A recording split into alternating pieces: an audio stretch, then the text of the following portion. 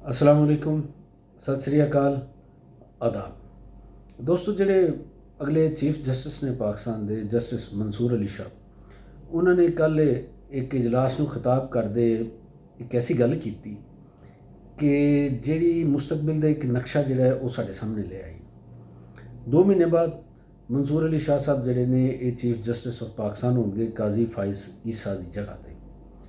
ਉਹਨਾਂ ਨੇ ਕਿਹਾ ਕਿ ਉਹਨਾਂ ਨੂੰ ਕੁਝ ਫੈਸਲਿਆਂ ਦੇ ਉੱਤੇ ਅਮਲ ਦਰਾਮਦ ਨਾ ਹੋਣ ਦੇ ਉੱਤੇ ਤਹਫਜ਼ਾਤ ਨੇ, ਤਸ਼ਵੀਸ਼ ਹੈ, ਅਤੇ ਜਦੋਂ ਉਹ ਚੀਫ ਜਸਟਿਸ ਬਣਨਗੇ ਤਾਂ ਫਿਰ ਇੰਜ ਨਹੀਂ ਹੋਵੇਗਾ। ਉਹਨਾਂ ਨੇ ਇੱਕ ਗੱਲ ਹੋਰ ਵੀ ਕਹੀ। ਉਹਨਾਂ ਨੇ ਕਿਹਾ ਕਿ ਫੈਸਲੇ ਜਿਹੜੇ ਹੋਣਗੇ ਨਾ, ਜਦੋਂ ਉਹ ਚੀਫ ਜਸਟਿਸ ਬਣ ਜਾਣਗੇ ਅਤੇ ਫਿਰ ਉਹਨਾਂ ਦੇ ਉੱਤੇ ਅਮਲ ਦਰਾਮਦ ਵੀ ਕਰਾਵਾਂਗੇ। ਇਹ ਉਹਨਾਂ ਨੇ ਕਿਹਾ। ਇਹ ਸਿਰਫ ਇੰਨੀ ਗੱਲ ਨਹੀਂ ਹੈਗੀ, ਇਸ ਗੱਲ ਨੂੰ ਐਸਟੈਬਲਿਸ਼ਮੈਂਟ ਔਰ ਅਦਲੀਆ ਦੇ ਵਿੱਚ ਜਿਹੜੀ ਖਿੱਚਤਰੂ ਹੈ, ਕਸ਼ਮਕਸ਼ ਹੈ, ਉਹਦੇ ਤਨਾਜ਼ਰ ਦੇ ਵਿੱਚ ਵੇਖਿਆ ਜਾ ਰਿਹਾ। ਕੁਝ ਫੈਸਲੇ ਨੇ, ਅਸੀਂ ਉਹਨਾਂ 'ਤੇ ਗੱਲ ਪਹਿਲੇ ਕਰ ਲੈਂਦੇ ਕਿ ਕਿਹੜੇ ਕਿਹੜੇ ਉਹ ਫੈਸਲੇ ਨੇ ਜਿਹੜੇ ਅਦਾਲਤ ਨੇ ਕੀਤੇ ਅਤੇ ਹਕੂਮਤ ਨੇ ਜਾਂ ਕੁਝ ਇਦਾਰਿਆਂ ਨੇ ਉਹਨਾਂ ਦੇ ਉੱਤੇ ਅਮਲ ਦਰਾਮਦ ਨਹੀਂ ਹੋਣ ਦਿੱਤਾ।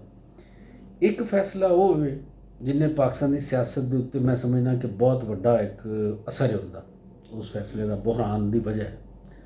ਉਹ ਫੈਸਲਾ ਸੀ ਸਾਬਕ ਚੀਫ ਜਸਟਿਸ ਜਿਹੜੇ ਸਨ ਉਮਰ ਅਤਾ ਬੰਦਿਆਲ, ਉਹਨਾਂ ਨੇ ਆਰਡਰ ਕੀਤਾ ਕਿ ਮੁਲਕ ਦੇ ਵਿੱਚ ਆਮ ਇਲੈਕਸ਼ਨਸ ਦਾ ਇਨਕਾਦ ਹੋਵੇ। ਲੇਕਿਨ ਉਦੋਂ ਪੁਲਿਸ ਨੇ ਕਿਹਾ ਜੀ ਕਿ ਸਾਡੇ ਕੋਲ ਨਫਰੀ ਨਹੀਂ ਹੈਗੀ, ਨਿਗਰਾਨ ਸੈਟਅਪ ਸੀ। ਪੁਲਿਸ ਨੇ ਕਿਹਾ ਸਾਡੇ ਕੋਲ ਨਫਰੀ ਨਹੀਂ ਹੈਗੀ ਕਿ ਅਸੀਂ ਸਿਕਿਉਰਿਟੀ ਦੇ ਇੰਤਜ਼ਾਮਾਤ ਕਰ ਸਕੀਏ, ਅਤੇ ਫਿਰ ਇੱਕ ਕੱਚੇ ਦੇ ਵਿੱਚ ਪੁਲਿਸ ਨੇ ਆਪਰੇਸ਼ਨ ਸ਼ੁਰੂ ਕਰਤਾ ਕਿ ਅਸੀਂ ਜਨਾਬ ਉੱਧਰ ਮਸਰੂਫ ਹਾਂ। ਇਸੇ ਤਰ੍ਹਾਂ ਹੀ ਜਿਹੜੀਆਂ ਅਦਾਲਤਾਂ ਸਨ ਕੁਝ ਦੂਸਰੀਆਂ, ਉੱਥੇ ਵੀ ਮਸਾਇਲ ਆ ਗਏ ਔਰ ਇਲੈਕਸ਼ਨ ਕਮਿਸ਼ਨ ਨੇ ਕਿਹਾ ਕਿ ਜਨਾਬ ਅਸੀਂ ਇੰਤਜ਼ਾਮਾਤ ਨਹੀਂ ਕਰ ਸਕਦੇ, ਸਾਡੇ ਕੋਲ ਪੈਸੇ ਨਹੀਂ ਹੈਗੇ। ਹਕੂਮਤ ਨੇ ਕਿਹਾ ਜੀ ਫੰਡ ਕਿੱਥੋਂ ਦਈਏ, ਅਤੇ ਇਹਦੇ ਵਾਸਤੇ ਇਹ ਸਾਰਾ ਮਸਲਾ ਬਣ ਗਿਆ। PDM ਦੀ ਗਵਰਨਮੈਂਟ ਸੀ ਅਤੇ ਉਹ ਮਸਾਇਲ ਹੋ ਗਏ। ਫਿਰ ਨਿਗਰਾਨ ਗਵਰਨਮੈਂਟ ਦੇ ਵਿੱਚ ਵੀ ਇਹੀ ਮਸਾਇਲ ਰਹੇ। ਉਹ ਫੈਸਲੇ ਦੇ ਉੱਤੇ ਬਰ ਵਕਤ ਅਮਲ ਦਰਾਮਦ ਨਹੀਂ ਹੋਇਆ, ਬਰ ਵਕਤ ਇਲੈਕਸ਼ਨਸ ਨਹੀਂ ਹੋਏ। ਫਿਰ ਅਦਾਲਤਾਂ ਦਾ ਇੱਕ ਮਾਮਲਾ ਇਹ ਵੀ ਕਿ ਉਹ ਕਈ ਸਿਆਸੀ ਜਿਹੜੇ ਕਾਰਕੁਨ ਅਤੇ ਲੀਡਰ ਨੇ, ਉਹਨਾਂ ਨੂੰ ਗ੍ਰਿਫਤਾਰ ਜਿਹੜੇ ਨੇ ਉਹਨਾਂ ਨੂੰ ਰਿਹਾਅ ਕਰਦੀਆਂ ਨੇ, ਪੁਲਿਸ ਉਹਨਾਂ ਨੂੰ ਗ੍ਰਿਫਤਾਰ ਕਰ ਲੈਂਦੀ ਔਰ ਨਵੇਂ ਕੇਸ ਬਣ ਜਾਂਦੇ ਨੇ। ਅਦਾਲਤਾਂ ਨੂੰ ਇਹਦੇ ਉੱਤੇ ਵੀ ਤਹਫਜ਼ਾਤ ਆਏ। ਜ਼ਾਹਿਰ ਹੈ ਕਿਤੇ ਨਾ ਕਿਤੇ ਬੰਦੇ ਨੇ ਆਪਣੇ ਆਪ ਨੂੰ ਜ਼ਮੀਰ ਦੇ ਸਾਹਮਣੇ, ਅੱਲਾ ਦੇ ਸਾਹਮਣੇ ਜਾਂ ਕਿਸੇ ਅਥਾਰਟੀ ਦੇ ਸਾਹਮਣੇ ਉਹ ਜ਼ਿੰਮੇਦਾਰ ਸਮਝਦਾ ਹੈ। ਉਹ ਜੱਜ ਵੀ ਹੋਵੇ ਉਹ ਵੀ ਸਮਝਦਾ। ਅਤੇ ਬਾਰ-ਬਾਰ ਜਦੋਂ ਇੱਕ ਪ੍ਰੋਸੈਸ ਹੁੰਦਾ ਹੈ ਅਤੇ ਉਹਨੂੰ ਅਹਿਸਾਸ ਹੁੰਦਾ ਕਿ ਯਾਰ ਕਾਨੂੰਨੀ ਤੌਰ 'ਤੇ ਤਾਂ ਇਹ ਜਵਾਜ਼ ਨਹੀਂ ਹੈਗਾ, ਲੇਕਿਨ ਇਹ ਮੁਸਲਸਲ ਹੋ ਰਿਹਾ ਅਤੇ ਇਹਦੇ ਅਹਿਕਾਮਾਤ ਦੀ ਖਿਲਾਫ ਵਰਜ਼ੀ ਹੋ ਰਹੀ ਹੈ, ਅਸੀਂ ਕਹਿੰਦੇ ਕਿ ਇਹਨੂੰ ਨਾ ਫੜਿਆ ਜਾਵੇ ਫਿਰ ਫੜਿਆ। ਇਸੇ ਤਰ੍ਹਾਂ ਅਦਾਲਤ ਨੇ ਇੱਕ ਫੈਸਲਾ ਦਿੱਤਾ ਕਿ ਮੁਲਕ ਦੇ ਵਿੱਚ ਜਿਹੜੇ ਪਲਾਸਟਿਕ ਬੈਗ ਨੇ ਇਹਨਾਂ ਦੇ ਇਸਤੇਮਾਲ 'ਤੇ ਪਾਬੰਦੀ ਹੋਵੇ। ਹਕੂਮਤ ਨੇ ਵੀ ਕਿਹਾ ਜੀ ਬਿਲਕੁਲ ਪਾਬੰਦੀ ਹੋਣੀ ਚਾਹੀਦੀ। ਅਮਲ ਦਰਾਮਦ ਨਹੀਂ ਹੋ ਪਾ ਰਿਹਾ 100%। ਕਿਉਂ ਨਹੀਂ ਹੋ ਪਾ ਰਿਹਾ? ਇਹ ਵੀ ਕਈ ਦਫਾ ਅਦਾਲਤ ਕਹਿ ਚੁੱਕੀ ਕਿ ਸਿੰਧ ਦੇ ਵਿੱਚ ਜਿਹੜਾ ਸਰਕੂਲਰ ਰੇਲਵੇ ਉਹਦੀ ਜ਼ਮੀਨ ਦੇ ਉੱਤੇ ਕਾਬਜ਼ ਨੇ ਲੋਕ ਔਰ ਸਿਆਸੀ ਅਸਰ ਰਸੂਖ ਵਾਲੇ ਲੋਕ, ਉੱਥੋਂ ਕਬਜ਼ਾ ਖਤਮ ਕਰਵਾਇਆ ਜਾਵੇ। ਇਹ ਕੌਮੀ ਮੁਫਾਦ ਦੀ ਗੱਲ, ਉਹ ਕਬਜ਼ਾ ਖਤਮ ਨਹੀਂ ਹੋਇਆ। ਇੰਝ ਹੀ ਕਰਾਚੀ ਦੇ ਵਿੱਚ ਸਿਆਸੀ ਅਸਰ ਰਸੂਖ ਵਾਲੇ ਜਿਹੜੇ ਲੋਕ ਨੇ ਉਹ ਚਾਈਨਾ ਕਟਿੰਗ ਕਰਦੇ ਨੇ, ਪਲਾਜ਼ੇ ਬਣਾਉਂਦੇ ਨੇ, ਕਸੀਰੁਲ ਮੰਜ਼ਲਾ, ਫਿਰ ਉੱਥੇ ਫਲੈਟ ਬਣਾ ਕੇ ਵੇਚਦੇ ਨੇ। ਅਦਾਲਤਾਂ ਇਹੋ ਜਿਹੇ ਪ੍ਰੋਜੈਕਟਸ ਦੇ ਬਾਰੇ ਵੀ ਕਈ ਦਫਾ ਆਰਡਰ ਕਰ ਚੁੱਕੀਆਂ ਨੇ, ਲੇਕਿਨ ਉਹ ਸਿਲਸਿਲਾ ਰੁਕਦਾ ਨਹੀਂ ਪਿਆ। ਅਦਾਲਤਾਂ ਨੂੰ ਇਹਦੇ ਉੱਤੇ ਵੀ ਕੰਸਰਨ ਨੇ। ਫਿਰ ਤਾਜ਼ਾ ਤਰੀਨ ਜਿਹੜਾ ਹੈ ਉਹ ਹੈਗਾ ਵੇ PTI ਨੂੰ ਮਖਸੂਸ ਨਸ਼ਿਸਤਾਂ ਦੇਣ ਵਾਲਾ ਮਾਮਲਾ। ਇਹ ਮਾਮਲਾ ਹਕੂਮਤ ਔਰ ਅਦਲੀਆ ਦੇ ਵਿੱਚ ਟਕਰਾਓ ਦਾ ਬਾਇਸ ਬਣਿਆ ਹੋਇਆ ਔਰ ਉਹਦੀ ਵਜ੍ਹਾ ਨਾਲ ਜਿਹੜੇ ਹਕੂਮਤੀ ਵਜ਼ਰਾ ਨੇ ਜਾਂ ਹਕੂਮਤੀ ਪਾਰਟੀ ਦੇ ਅਹਿਮ ਲੋਕ ਨੇ, ਉਹ ਆਏ ਦਿਹਾੜੀ ਕੋਈ ਐਸਾ ਬਿਆਨ ਦਿੰਦੇ ਨੇ ਅਦਾਲਤਾਂ ਦੇ ਹਵਾਲੇ ਨਾਲ ਜਾਂ ਕਾਲਮ ਲਿਖਦੇ ਨੇ ਜਿਹਦੇ ਨਾਲ ਅਦਾਲਤਾਂ ਦੀ ਸਾਖ ਖਰਾਬ ਹੋਵੇ ਜਾਂ ਜੱਜਾਂ ਦੇ ਜਿਹੜੇ ਸਾਖ ਹੈ ਉਹ ਮਸ਼ਕੂਕ ਹੋਵੇ।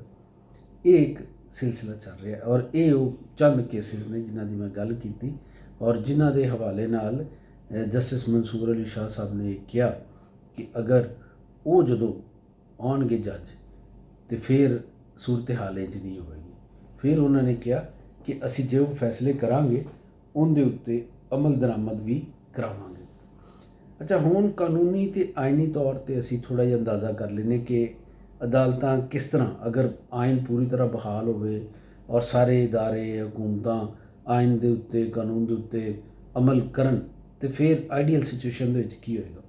ਮੈਨੂੰ ਇਹ ਇਸ ਵਾਸਤੇ ਯਾਦ ਆ ਰਿਹਾ ਕਿ ਜਦੋਂ ਹੈਗੇ ਸਨ ਨਾ ਇਫਤਖਾਰ ਮੁਹੰਮਦ ਚੌਧਰੀ ਚੀਫ ਜਸਟਿਸ, ਅਤੇ ਉਹਨਾਂ ਨੇ ਇੱਕ ਫੈਸਲਾ ਕੀਤਾ।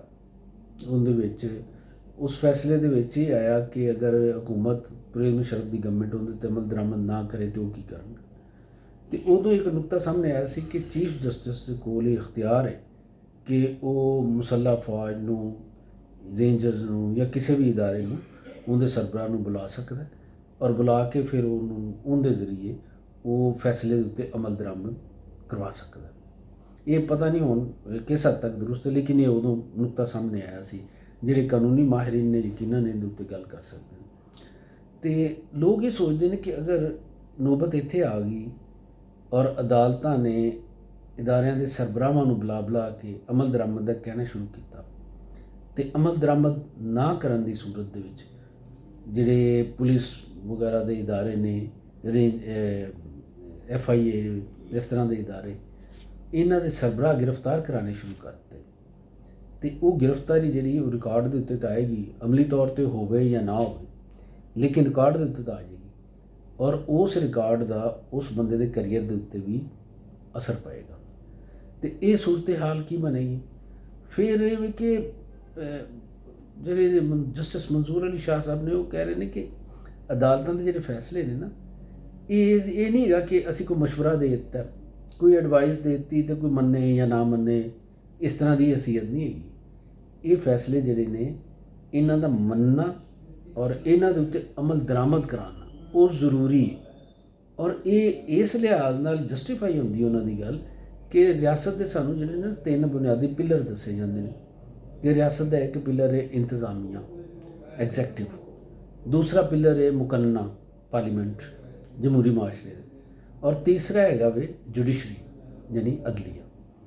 ਹੁਣ ਸੂਰਤ ਹਾਲ ਇਹ ਵੇ ਕਿ ਅਦਲੀਆ ਇੱਕ ਆਰਡਰ ਕਰਦੀ, ਇੰਤਜ਼ਾਮੀਆ ਉਹਦੇ ਉੱਤੇ ਅਮਲ ਦਰਾਮਦ ਨਹੀਂ ਕਰਦੀ, ਫਿਰ ਇੰਤਜ਼ਾਮੀਆ ਮੁਕੰਨਾ ਦੇ ਨਾਲ ਰਲ ਕੇ, ਕਿਉਂਕਿ ਇੰਤਜ਼ਾਮੀਆ ਮੁਕੰਨਾ ਦਾ ਹਿੱਸਾ ਹੀ ਹੈਗੀ, ਪਾਰਲੀਮੈਂਟ ਦਾ ਹਿੱਸਾ ਹੈਗੀ ਐਗਜ਼ੈਕਟਿਵ, ਅਤੇ ਉਹਦੇ ਨਾਲ ਰਲ ਕੇ ਉਹ ਕੋਈ ਐਸਾ ਜਵਾਬੀ ਕਾਨੂੰਨ ਬਣਾਉਂਦੇ ਨੇ ਜਾਂ ਘੜਦੇ ਨੇ ਔਰ ਫਿਰ ਉਹਦੇ ਵਿੱਚ ਲਿਖਿਆ ਜਾਂਦਾ ਕਿ ਜਨਾਬ ਇਹਦਾ ਜਿਹੜਾ ਨਾ ਇਹ ਅਮਲ ਦਰਾਮਦ ਇਸ ਨਵੇਂ ਕਾਨੂੰਨ ਦਾ ਉਹ ਮਾਜ਼ੀ ਤੋਂ ਹੋਵੇਗਾ।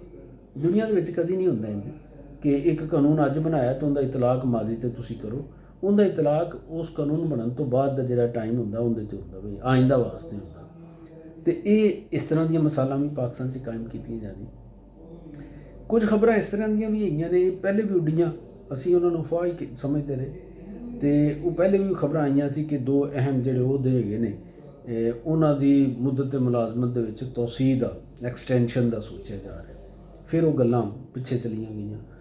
ਹੁਣ ਇੱਕ ਦਫਾ ਫਿਰ ਜਦੋਂ ਅਦਾਲਤਾਂ ਦਾ ਮੌਕਫ ਆਉਣਾ ਸ਼ੁਰੂ ਹੋਇਆ, ਜਸਟਿਸ ਮਨਸੂਰ ਅਲੀ ਸ਼ਾਹ ਦੀ ਇਹ ਗੱਲ ਆਈ, ਅਤੇ ਅਗਲੇ ਦਿਨ ਹੀ ਇਹ ਗੱਲ ਫਿਰ ਉੱਡਣੀ ਸ਼ੁਰੂ ਹੋ ਗਈ ਕਿ ਜਨਾਬ ਚੀਫ ਜਸਟਿਸ ਦੇ ਅਤੇ ਇੱਕ ਹੋਰ ਜਿਹੜੇ ਆਲਾ ਇਦਾਰੇ ਨੇ, ਇਦਾਰੇ ਦੇ ਸਰਬਰਾਹ ਨੇ, ਉਹਨਾਂ ਦੀ ਮੁੱਦਤ ਮੁਲਾਜ਼ਮਤ ਜਿਹੜੀ ਉਹਦੇ 'ਚ ਤੋਸੀਹ ਕਰ ਦਿੱਤੀ ਜਾਵੇ। ਤੋਸੀਹ ਦਾ ਮਕਸਦ ਇਹ ਕਿ ਜਿਹੜਾ ਮੌਜੂਦਾ ਹਕੂਮਤੀ ਸੈਟਅਪ ਹੈ ਇਹ ਇਸੇ ਤਰ੍ਹਾਂ ਹੀ ਚੱਲੇ।